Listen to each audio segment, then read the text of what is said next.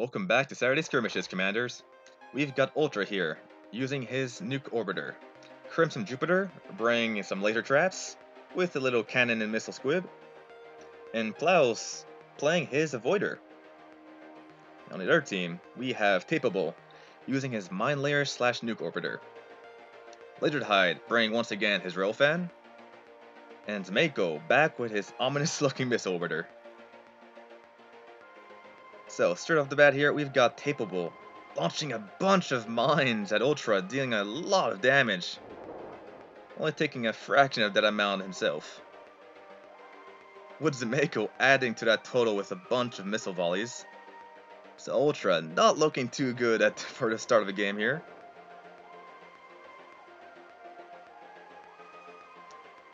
In the meantime, Lizard Hide getting double teamed by Crimson Jupiter and Plaus, firing a laser from all sides. He doesn't want to stay there for too long, he's got to get out of there. Tapeable coming in to try to help out. Launching some mines in a nice nuke setup there.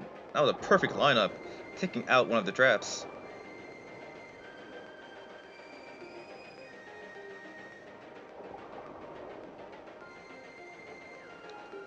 All the players have now joined the fray, creating a massive brawl here. Ultra flying straight into all of those mines, taking out more than half of his ship. I'm not even sure if we can call that a ship anymore. Tries to launch some nukes, but flies into some more mines once again. Oh man, he is now split in half, or whatever was left is split in half. So he is pretty much taken out of the game. And it looks like another one of Crimson Jupiter's traps was taken out.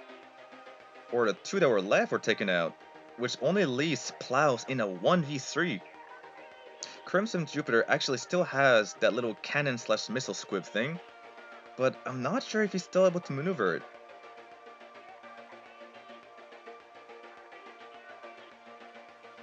Yeah, this is definitely going to be a hard time for Plaus. Actually, yeah, no, he still has two thrusters on that, but he's not going to go very far, especially since Zemeko's about to shoot some volleys of missiles at him.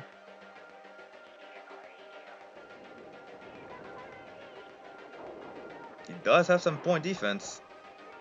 But anyhow, let's take a look at Plaus here. One man against three opponents, all beaming down towards him.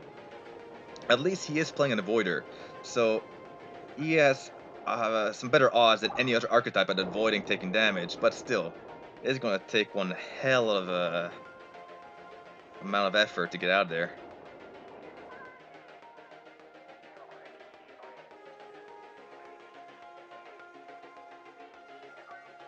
I mean, even if he was able to focus one of the players, he's got a railfan that can shoot him at range at any time, and if he focuses the railfan, Tapeable is fast enough to get behind him, and Zemeko will just shoot some missile volleys that will come from every direction. So at this point, it feels that he's going to be able to stall for time, but I'm not sure he has a win condition, because as long as he's not able to deal damage to the opponents, he's not going to be able to pull this out. But let's see. Ooh, Tapeable, trying to make the right play here, launching some mines that moved right behind Plaus and then tried to ram him into the mines, but then didn't arm in time. So he just avoided taking some catastrophic damage. However, he's lost two of his large shields, and Lizard Hide is trying to take down some more.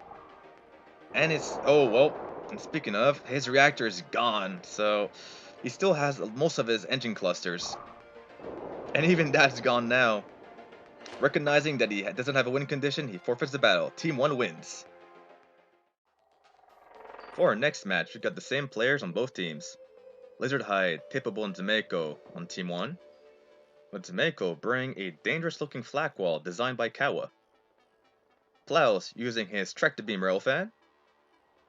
Crimson Jupiter bringing a bunch of deck cannon built-ins. And Ultra using a railfan with lots of point defense at the front. Fires his rails, but most of them just bounce off those shields.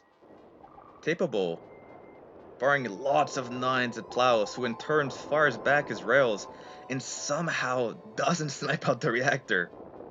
Zameko taking advantage of Plaus' lack of awareness to flank him. It appears that he's able to use his tractor beams to push him off, so he's still in this. Well, he was until Lizardhide just fired a volley of rails right behind. So that's half his ship gone. Tippable and Ultra fighting in the red zone, so they're both taking damage over time now. Oh, accidentally paused the game. And now Zameko not only has Plow stuck within his hooks, but also Crimson Jupiter. But takes a volley of rails on the side and gets sniped, so he's out of the game as well now. Was Tapeable, leaving Ultra in the red zone to come and help Lizardhide finish off Crimson Jupiter's last ship. Launching some mines, but since Crimson is flying away, he's not going to fly into those.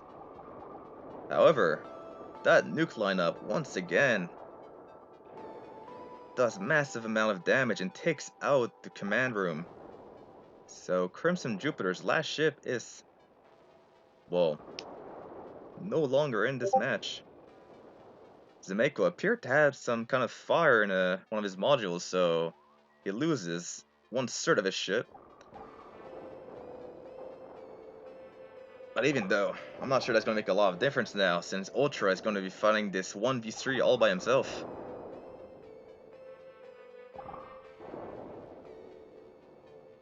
And it doesn't appear he's able to penetrate through tapeable shields. So he's taking damage every tick from the red zone, and we can already see that his ship is starting to self-destruct. Zameko coming in to try to finish him off, but it's already over. Team 1 takes the victory. We've got another team battle here with the same players. Zameko bring a very bright looking diagonal nuke orbiter. Ultra using what appears to be a carrier with lots of nuke fighters. Klaus bring his railfan. Tippable and Lizardhide using the same ship as before, with Crimson bring yet again another built-in. The fighters have been launched, but they don't seem to have any thrusters, so I'm not too sure how useful they're going to be. Oh, and Plaus not repeating the mistake from last game, and definitely making sure to take out Tippable's reactor this time. Lizardhide coming in to try to take some of that pressure off. But too little too late.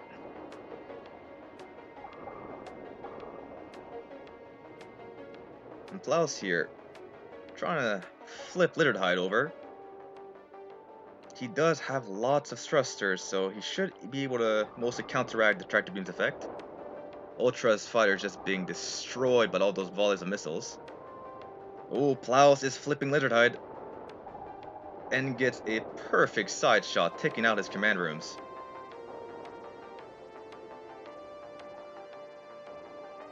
Which just leaves Team 2 against Crimson Jupiter. Yep, nobody else is left.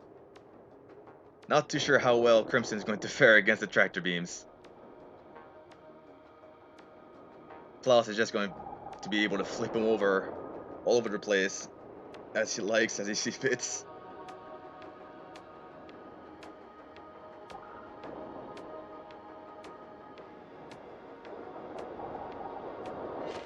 And Team 2 is victorious this time. Well played. We've got a couple new players for this game. Dreadnought playing his diagonal ion ship. Nick using an unconventional looking railfan orbiter. And Zameko bringing the same vessel. Crimson using yet another built-in. Was Tapeable and Lizardhide bringing their tried and true.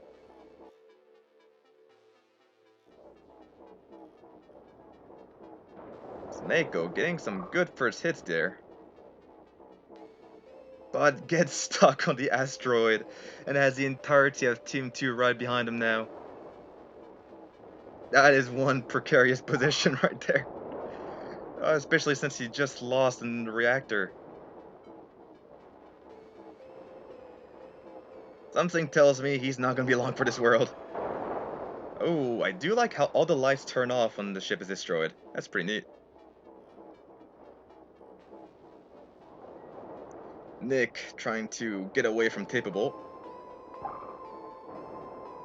but sadly doesn't realize that Lizardhide now is focusing on him, and with a single volley neutralizes his ship. Tapeable getting a good lineup once again. He's really good with those nukes, destroying an entire module from Dreadnought's ship, and Lizardhide taking off in one more module as well. So he's pretty much flying 2/4 of a ship down to 1/4 of the ship. Man, they are dropping like flies.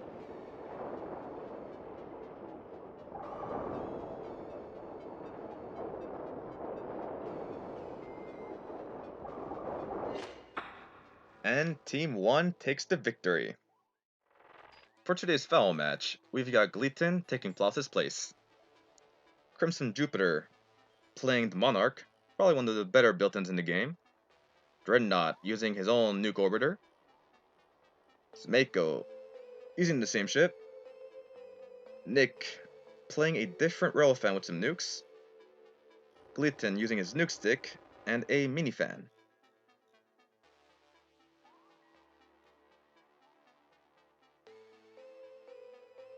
Mako is flying a little too far ahead and none of his allies are near to help him. So he's about to take the brunt of the entire opposing team's firepower. Eating some rails, nukes, and deck cannons. Does manage to unleash his own nukes at Lizardhide and summon Crimson Jupiter's Monarch.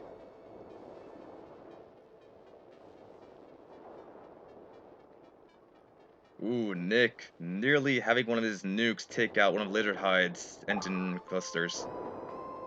But tries to avoid Dreadnought's nukes and gets sniped out by Lizardhide. So he's down for the count.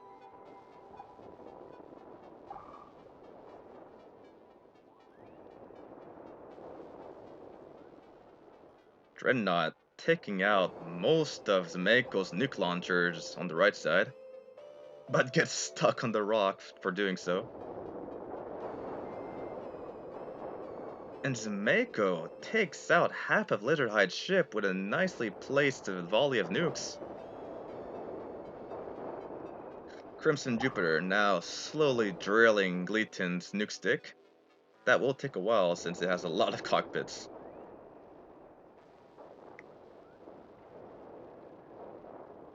Zemeiko firing what looks like a unaimed volley. And Crimson finally taking out Gleaton. But gets stuck on the rock for doing so. Is able to strafe away, so he won't be there too long.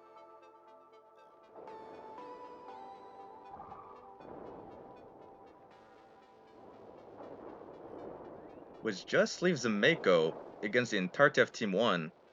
And it appears that he has forfeited. So Team 1 takes the victory, with just Gleaton left on the other side of the map.